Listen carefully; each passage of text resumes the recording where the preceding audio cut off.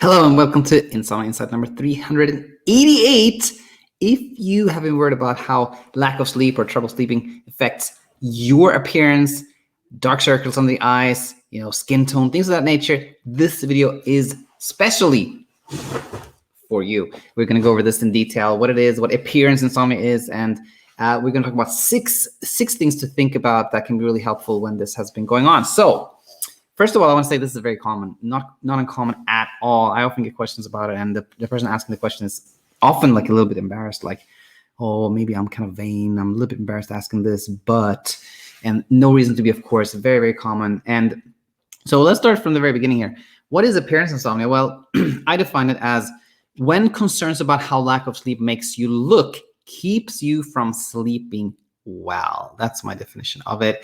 And by sharing that definition, I've kind of already started, leading you in a direction that, that may answer kind of the question of, what's causing what here. But let's start with the concerns. What are the common concerns here? Well, it is a classic one is like the, dark circles under the eyes, bags under the eyes, skin tone, skin healing. Like, what if I have some kind of like, zit or something, and how's my skin gonna heal if I don't sleep well? Scars have come across, and just like overall appearance concern over generally, like I may look sleepy or look unrested, etc. Those are the most common concerns, which then leads to this question so is it true?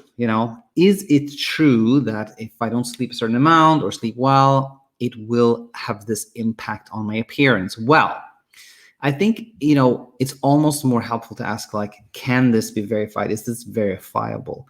Because the truth in this situation is not going to be like, there is nothing that can determine the truth here. It's one of those situations. It's kind of like this, silly example, like, can gingko balooba cause vivid dreams? Who knows, But what I think is important here is that, to me, the burden of proof is with the one who's making these claims. So, when something is not like, going back to like, why is it that you can't really prove this? Well, it is very, very difficult to prove that one thing causes something else.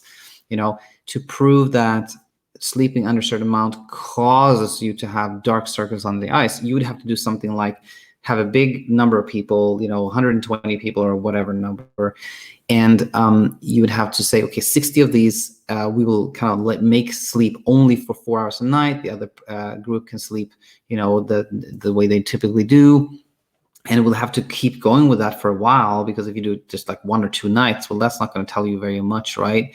That could be a kind of random thing. So we'll have to do this for like a couple of weeks, and then we'll have to have people who look at photographs maybe and objectively say if they think this or that, but they have to be blinded. They can't know which one was in which condition. And ideally, maybe you want to do a switch over so the people in one group then are subjected to the other condition later on, and then you can have like more validity to this, et cetera, et cetera. So you can see that this study hasn't been done, and I don't think it will ever be done, And so, another complicating factor here is that what I'm talking about in this study that I'm kind of like imagining here, we're talking about like sleep deprivation, which is very different from insomnia. Sleep deprivation is when you're just like, you have little time to sleep. Insomnia is when you're struggling with sleep. You have opportunity for sleep, but you don't sleep because of the worry, the concern.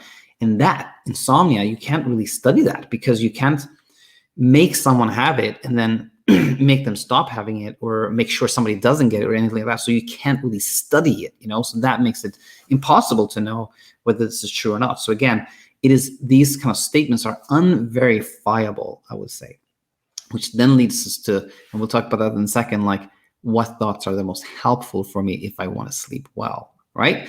But okay, so let's say you've identified that, yeah, I think I have this. Like, I think appearance insomnia is something that I have or I've had. So what to do? So we're going to go with these six things to think about. Number one, consider who's telling you what. Like, what intentions do they have by telling you this? Very often in this world, we're fed things that are meant to kind of grab our attention. So often on Instagram, on Facebook, on social media in general, and the internet in general, you will hear this. You will be presented with this like if you don't sleep enough, this will happen to you.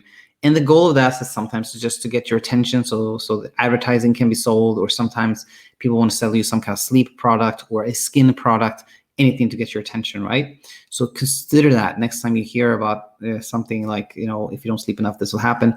What is the intent of the person telling me this, right? I think it's always good to think about that, so like, who should I listen to? Should I listen to this person who has kind of a reassuring, kind of like level-headed message and doesn't seem to have any like hidden intent? I'm talking about somebody, of course, myself.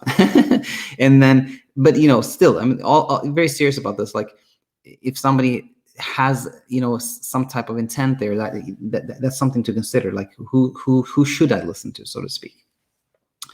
And number 2 is this one: consider which thoughts serve you the best. I think it's a very important one. Oftentimes when the truth, you can't really get to the truth here, but if I believe that I have to sleep so that I look presentable, is that going to increase or decrease the pressure to sleep? Is that going to give me more performance anxiety or less performance anxiety? And this is important because although we can't decide what we think in any given moment, I can't be like, I'm going to think this, I've decided to think this, then still, if we just deploy awareness and we know that, this thinking is probably not that helpful for me, thinking this way is probably more helpful to me, just knowing that and considering that sort of kind of automatically leads you towards a place where there's less pressure, and the brain kind of automatically goes into a direction of sort of moving towards thoughts that are more helpful for you. When you identify thoughts that are more helpful to you, the brain kind of like automatically goes in that direction. So very good to think about what thoughts serve you. Number 3, consider what you've been looking for. I think this is an important one, because oftentimes you have this scenario where you had a night, you slept very little, it was tossing and turning, you wake up, you look at the clock, I shouldn't be looking at the clock, but you still did. You're like, I slept very little. And then you're thinking, oh my gosh, I'm going to look terrible. I'm going to look like a wreck, and so next thing you do is you go to the bathroom, you turn on the lights, and you look yourself in the mirror. And of course you're like, yeah, I look terrible. I knew it. This just confirms what I heard. Like, if you don't sleep well, you look terrible. And look, oh my gosh, you kind of like go all the way close. Like, there it is. Yep, I did not have that spot yesterday. Yep, this is it. So when you identify this behavior, it kind of strikes you that you can have this aha moment where you're like, aha, I've actually been looking for things to confirm this idea that I've been fed. You've actually actively been kind of like reinforcing this idea. And when you just are aware of that, you can become sort of like, you can do this with much less, this won't happen automatically anymore. You may wake up and you're like, oh, I didn't sleep well tonight. And then you're about to go into the mirror, and then you're like, wait a minute, I think I was just about to look for evidence that supports this idea I've had. Maybe a different way is better, right? So that's a good one. And you can also kind of, in a way, take this a step further and do the opposite. Actually do some detective work and look for things that support the thought that serves you well. So the thought that serves you well is sleeping little actually does not cause me to have like poor skin, poor healing, or anything, which there's no evidence for anyway. But how can I find evidence that supports a thought that is more helpful to me? Well, you can look at these outliers where, that time I didn't sleep much at all, and my friend at work told me, oh, you're looking good today, something like that. Or the opposite, like there was that time where I didn't struggle with sleep. I actually slept pretty well that night. And I still remember that I thought I looked really tired, even if these are outliers, they're still important, because they show you that idea that I have to sleep to look this way is not true. So detective work can really help. Then we have number 5, which is almost the opposite of detective work, actually. So it can be a little tricky here, but I think, listen to this a couple of times if it's confusing, and you'll get it. So it's a different way. Detective work is like the brain is telling you that, if you don't sleep enough, you're going to have bags under your eyes, and you're kind of like challenging that by finding counter evidence, if you will. But sometimes something that's even more powerful than sort of arguing with the brain or challenging the brain is to just listen and just kind of be willing to go there be willing to think about the thing that the brain is trying to warn you about, to show that you're listening and you're not kind of like arguing with it. So this could be like the brain says that if you don't sleep, you're going to have bags under your eyes. Okay. And then you just imagine that. You're just like, okay, brain, I'm going to imagine that. I'm going to imagine that I don't sleep well. And I imagine myself with these bags under my eyes. And that's it. You know, I'm willing to imagine that. And then when you kind of just imagine that, the brain is like, oh, I don't have to warn you about this thing. So maybe I should stop warning you about this thing. And then it gets kind of more quiet in there. Like when you're willing to imagine this thing that the brain thinks it needs to warn you about, then it sees less and less needs to warn you about it. So just like imagining this thing that you've been really scared of, you know, just going there in your mind without, you know, this happening in real life, just imagining it in itself can be really helpful. I call that going there. And then finally, number 6 here, always be kind to yourself. Always be kind to yourself. Because I oftentimes, again, like I mentioned earlier, like people can be like almost embarrassed, like, oh, I do this in vain. I'm so vain. Why am I vain? I shouldn't worry about my skin. Why am I doing this? Hey, we all to some degree think about our appearance, don't we? You know, nothing wrong, strange, or unusual about that. So if you've been hard on yourself for being kind of like vain, then please consider being a little bit kinder and gentler with yourself. And speaking of vanity, by the way, I just want to share something very quickly with you that I've been working on today.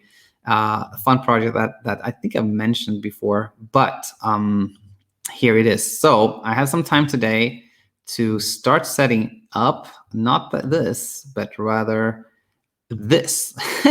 Here it is. Soon coming to the Sleep Coach School. There's going to be like hoodies like this one, and I designed some t-shirts and a coffee mug as well. So hope that helped. Oh, I don't think you saw it. Let's see. I think I made some mistake here. Add to stream. And I said remove that. What am I doing wrong? What am I doing wrong? Share screen, Chrome tab, this one. Okay, sorry about that. There it is. So this is what I was working on today. So yeah, it's a little fun thing that is coming soon. It's going to be available, of course, on our website. So anyway, with that said, appearance insomnia, if you have any questions, thoughts about it, please leave it in the comment section, and I'll be back with more soon. Until then,